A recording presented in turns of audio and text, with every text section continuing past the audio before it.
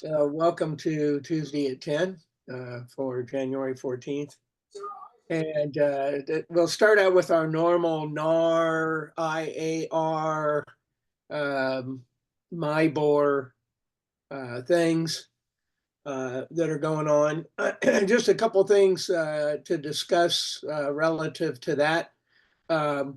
This year will no doubt be a challenge to the National Association of Realtors.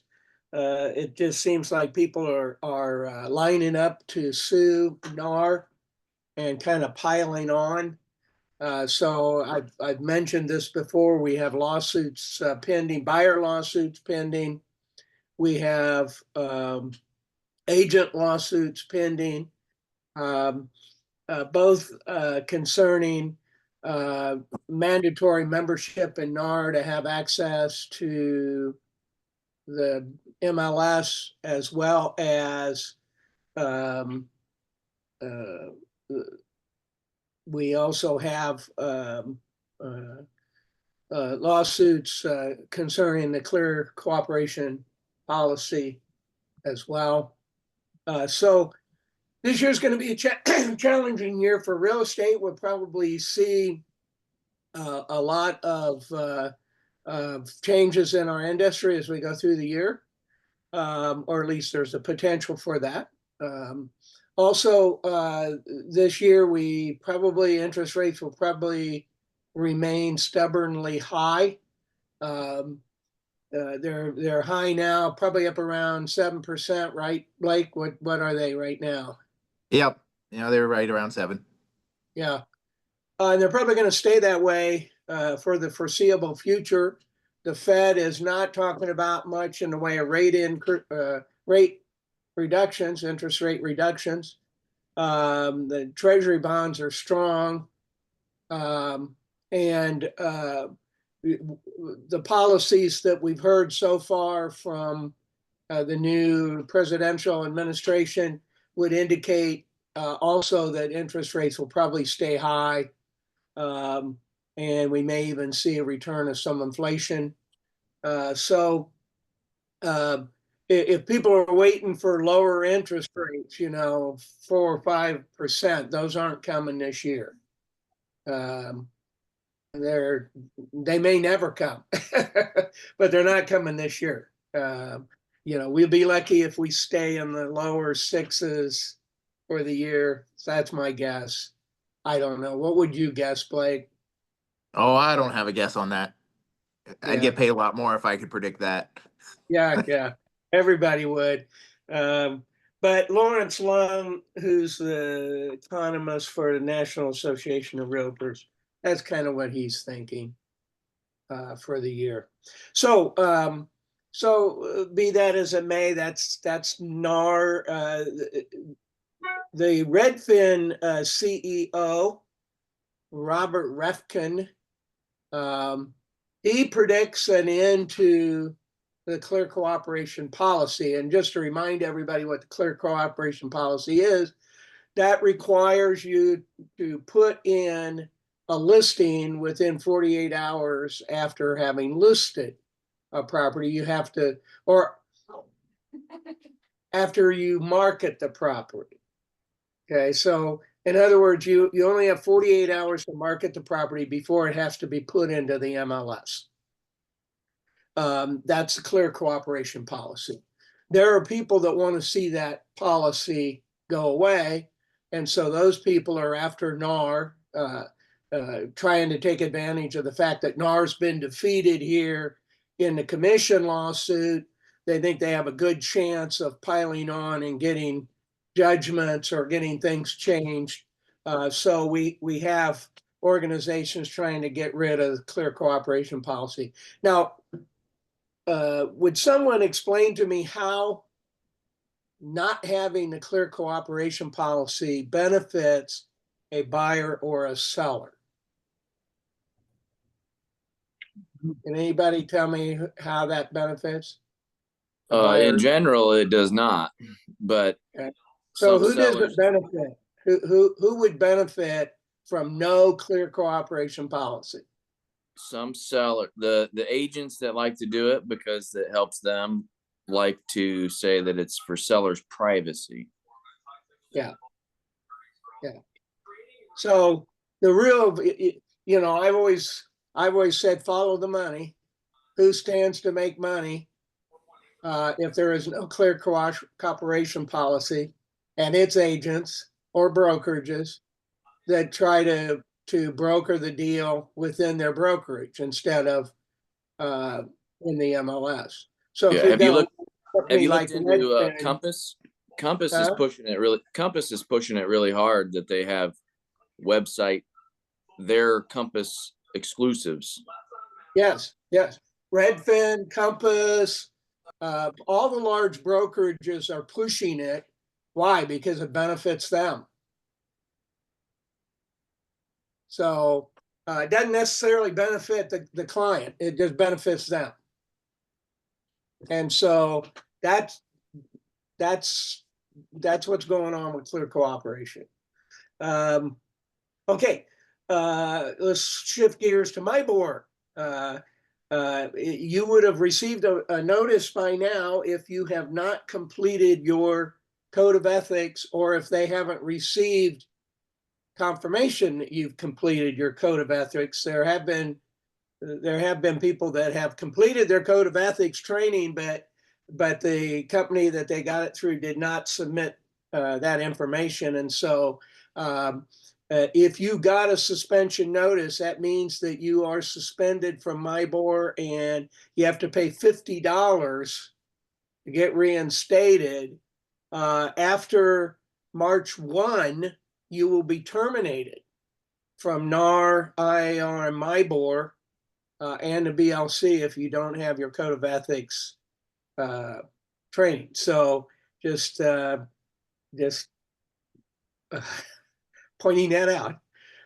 Also, there's a new national fair housing training requirement. And that requires that all existing members are required to complete 2 hours of fair housing training in addition to the current code of ethics training requirement every 3 years. So we need to also now have fair housing training. I'm presuming, because it doesn't say it can't be, that this could be part of your continuing education training. So I'm guessing that the major people that provide CE training, just like they do with ethics, they'll also provide fair housing as part of that. But just FYI, if you take your CE piecemeal, then you need to make sure that in the next 3 years that you get fair housing, 2 hours of fair housing. That's a new requirement for this year. Another thing that they're talking about, particularly on MyBore Communications, but IAR has also talked about this, touring agreements are not to be used. Okay, so there are some agents out there that are trying to get around the buyer agency contract by offering touring agreements. And those are not allowed, and those are very dangerous in terms of legality. So do not do touring agreements. As soon as you start working with a buyer, you need to have an exclusive buyer agency contract with them that spells out the scope of the property that you're looking for, that spells out the amount of money compensation you expect to make, and spells out all the terms and conditions, the length of the contract, and etc. That is required. Now that's not just limited to when you show a house. Okay, you should have that agreement before you show a house. You have to in Indiana; it's required by law. But additionally, if you're doing a search and you're sending them new listings, then you're working with them. You need to have that agreement. So it's going to be more important than ever to do buyer consultations with your buyers so that you can discuss those required documents and the ramifications to them. So that's probably the big things that are going on with MIBOR and IAR. Any questions on any of that stuff that I just discussed? Any Hey, questions? Jim, I have a question. Yes. So I work with these investors. It's kind of like family owned, and they usually look at different houses. I don't know if I'm doing it right, but every time whenever I have a deal already on with them, if they want to see another house, I make them do another buyer's exclusive agency contract. Am I supposed to be doing that, or with the previous one, would that be covered by, being in the legal terms with them? Okay, here's how that works. The scope that's indicated in your buyer agency contract is the key. So if you're working with an investor and they're buying multiple properties, as long as the scope is the same. So the property they're looking for is in the same price range, same description or scope of the original agreement, you don't need new ones. Okay. But the agreement has to cover the scope and it has to be unexpired. The other thing is that a buyer can enter into multiple exclusive agency contracts with different scopes. So if the scope is different, they can enter into a buyer agency contract with another agent if the scope's different. Then everybody understand how that is? Okay. Okay. Any other questions about anything? Okay, we're going to talk a little bit about how to keep your transaction from falling apart. And one of the things, well, first of all, let's talk about how and where do transactions typically fall apart? Talk to me here. Unmute yourself. Tell me where do transactions typically fall apart? Over the After the inspection. inspection, Home inspection, okay. Appraisal. What else? Appraisal. Yeah. Okay, what else? Contingent home, not selling. Contingencies, not selling, yes. What else? Financing falling through. Financing falling through. What else? Buyer remorse.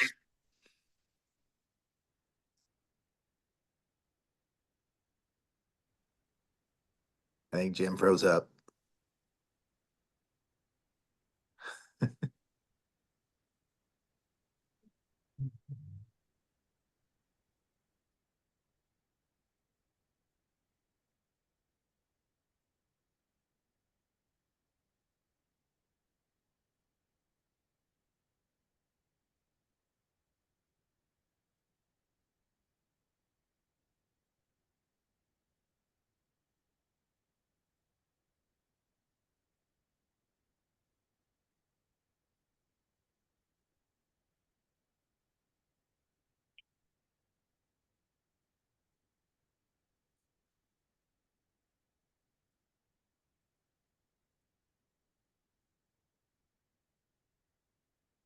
Welcome back. Can you all hear? Thanks. You can hear me now, right? Yeah. I don't know what. Okay, so earnest money is a way that a transaction could fall apart. What about covenants and restrictions? Possible. You know, Yeah. if they want a fence and they can't have the fence they want, or they want to park a boat in the driveway and the CCR say no, that could be end of deal. What about property use? Okay, if they can't do an Airbnb or they can't rent the property, that might be a deal breaker that causes a deal to fall through after it's signed. We need to keep in mind, we earn our money by closing. So that's how we earn money in the real estate business, is by closing the transaction. And we don't earn money if we don't close.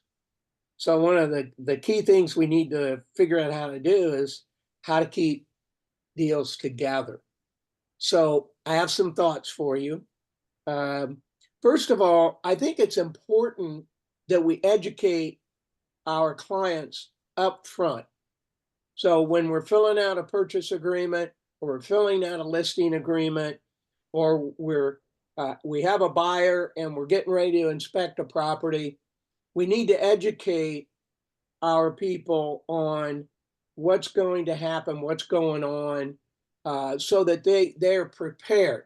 So for instance, one of the things I do is I have a document that I put together, and I think it's in your shared folder also.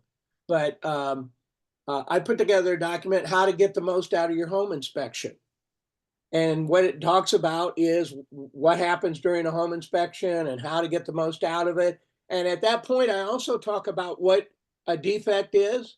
And I put in that document the definition of a defect according to the purchase agreement, so that not only are they hearing it from me, but they're also seeing it from me. And it prepares them then for what they can ask for as a result of an inspection. Because a lot of times deals fall apart because of inspection issues. And it's because the buyer or the seller doesn't understand what they can and cannot ask for. And they make this assumption, hey, if I see too much on the inspection report, I can just get out of the contract. Well, that's not the case. Not the case at all. Just because there's something wrong in the inspection report doesn't mean they can get out of the purchase agreement. They can only get out of the purchase agreement if they're a buyer, if the seller is unwilling or unable to correct a defect as defined in the purchase agreement. That's the definition of a defect. So they can't just say, well, there's too much on the inspection report, or I want a new furnace, so I want out of the purchase agreement. They can't get out for that reason. Now, they can request a mutual release. But a mutual release is just that. Both parties have to agree. And before a buyer asks for a mutual release, you should counsel them to seek legal counsel, because they're trying to make a contract that they've already agreed to. So if they're in a contract and they want to get out of the contract, they really need to speak and get some legal counsel.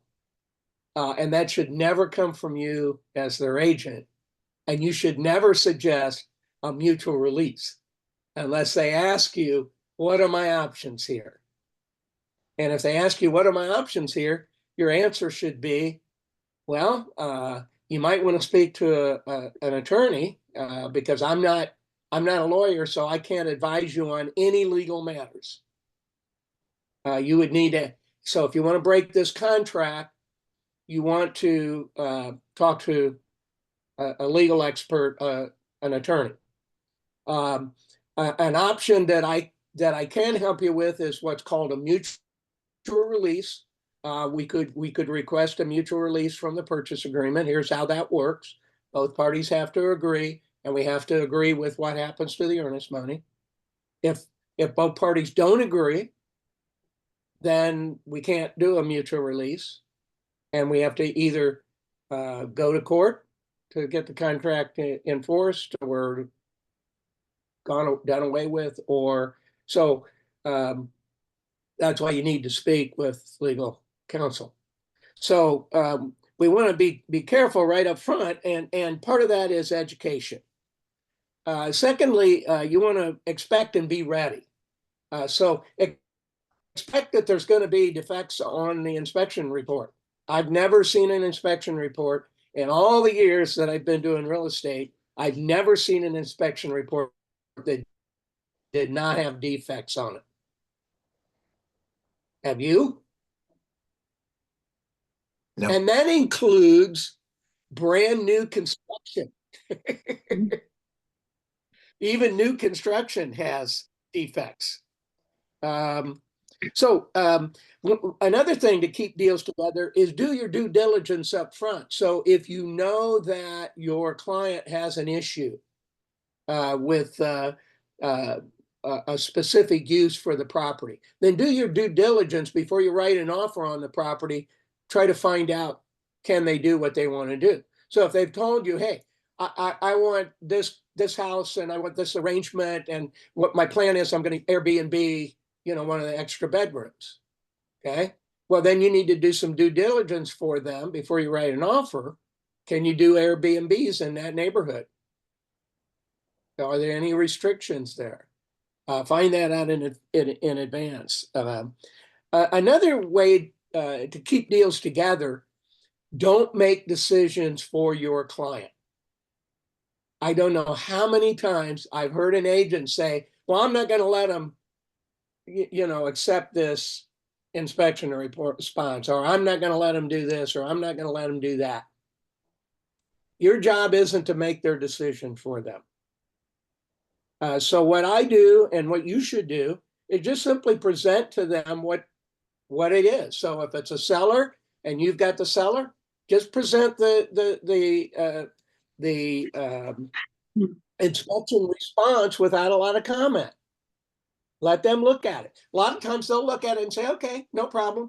And they'll fix everything. So don't assume that they're not going to accept it. Don't assume when a buyer writes a inspection response, don't assume or tell them, hey, I don't think the seller will do this. If they want to do it, and even if it doesn't fit the definition of a defect, you can go ahead and submit it. Let them know, hey, my job is to do whatever you tell me to do, short of being illegal. You can present it to the seller. Sometimes the seller will accept it. A lot of sellers know that there's issues with their house, and so they're perfectly willing to fix everything, including things that may not be considered to be defects. So don't try to make decisions for your buyer and seller. Understand what their motivation is. How motivated are they? How motivated is your seller to sell? How motivated is your buyer to buy, particularly this particular property? Understand what their motivation is and negotiate. So when you run up against something where somebody wants to try to get out of a contract, how about negotiating? Instead of just, hey, I just want to get out of this. I don't want to buy this house. That's called buyer's remorse. And we have to help them. Sometimes we have to resell the property to them. Hey, remember, we had trouble finding a property to fit you. This meets all the bells and whistles, and the seller's willing to do repairs. So let's negotiate. Let's keep this deal going. Make sure you follow up on key dates, such as the response to the CCRs and covenants and restrictions, such as your financing dates and things of that sort. And stay in touch with the lender. Even if you're the buyer's or if you're the seller's agent, don't count on the buyer's agent to be following up with the lender. Reach out to the lender day one. First thing I do when I get a purchase agreement and I'm representing the seller is I send an email to the lender saying, "Hi, I'm Jim Jordan, and here's all my contact information. If I can be of any assistance to you during the process, just let me know." And a lot of times lenders will reach out to me because they're not getting information from their buyer's agent. So that's a great way to keep a transaction on track. And it's also a great way to make sure that oh, I've lost my train of thought here. It's a good way to make sure the buyers are moving forward. Yeah, you good way to make sure everything's moving forward. Negotiate. Same thing with appraisal issues. You can have an appraisal issue. Don't automatically assume the deal's dead because you have appraisal issue. First of all, if you're representing a buyer, ask the seller if they will reduce the price. What's the worst that'll happen? They'll say no. But they might just reduce the price, surprisingly. And then you've got it. Let's say they say no. They won't reduce the price. Okay, well, they negotiate the price. Maybe we split it, half with the buyer, half with the seller. I've saved deals that way by negotiating and splitting the difference between the two parties. Again, if they're motivated, they want the home, a lot of times they'll do that if they have the money, if they're able. So those are some things to keep your deals together. Now, if you fail and you're not able to keep the deal together and your buyer or seller wants out of the contract, again, step one, advise them to seek legal advice, because this is a contract, and if they're going to break the contract, then, or attempt to break the contract, then they need to speak with legal counsel. Now, one of the things I found through the years is a lot of times when I put it in those terms, buyers or sellers are more willing to negotiate because they really don't want to go and talk to an attorney and pay an attorney and go through that whole trouble. So a lot of times at that point, they'll go ahead and negotiate and try to keep the thing going. A mutual release should be a last resort. And again, there's always a chance that the mutual release will go through. If it's only been a couple of days that the house has been off the market, you might be able to get the buyer's earnest money back. If it's been more than that, chances of getting the buyer's earnest money back are slimmer because the seller wants to keep that money that's earnest money. You gave that saying, I'm serious, I'm earnest about doing this contract. Now, if you're no longer earnest about doing the contract, what makes you think you should keep the earnest money? So mutual release should be a last resort. And negotiate. That's what you get paid to do, is negotiate. And look at some alternatives. So if it's an inspection issue, okay, are there ways to get the repairs done that would be acceptable to the buyer and the seller? So is there a way to get these repairs done? Is there a way, maybe if they're concerned about the house, let's say maybe we've got a furnace that's old but not defective, and the buyer wants a new furnace.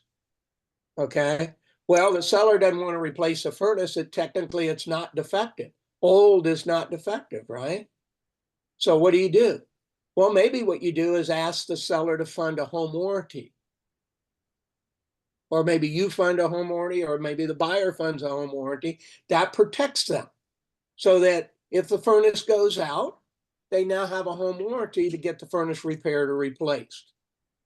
So that may be a way to keep the deal together, is using some alternatives. So kind of use your imagination. You could even ask the group on our group email, here's my situation. How can I keep this deal together? Okay. Any questions on that part? Okay, we're right at the end of our time. I wanted to talk about a winter letter. I sent it out to you via email.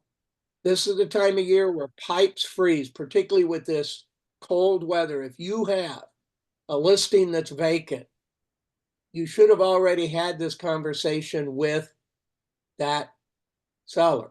But if you haven't, you need to have that conversation with them, and you need to send out a letter to them so that it's documented that you warned them. You can edit that letter. The document I sent out to you can be edited, so you can edit it to suit your circumstances. But every listing that's vacant should have that letter sent, and you should have documentation that you sent it to them if it's listed. Okay, if it's not listed, you don't have to worry as much about it because you're not liable for anything, the seller is.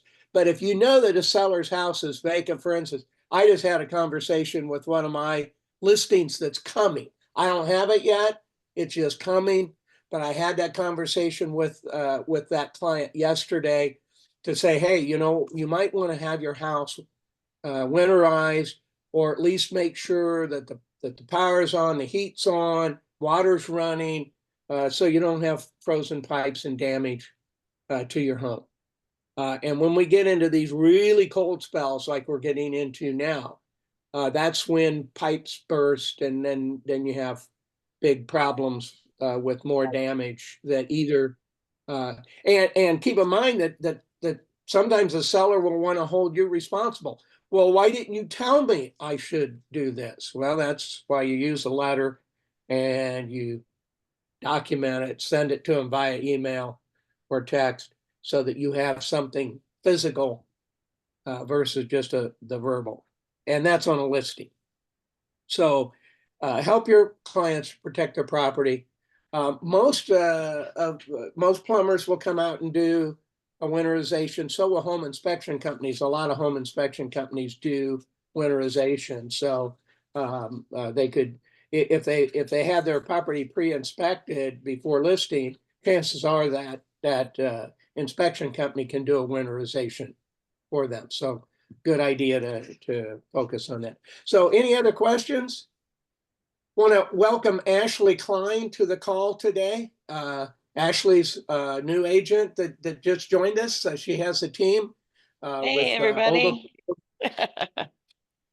And you'll get a chance to meet Ashley at the, well, actually, you won't get a chance to meet I know Ashley. I'm gonna miss the luncheon. I'll be in Miami, but I won't be in 2-degree weather, so I don't feel that bad about missing it.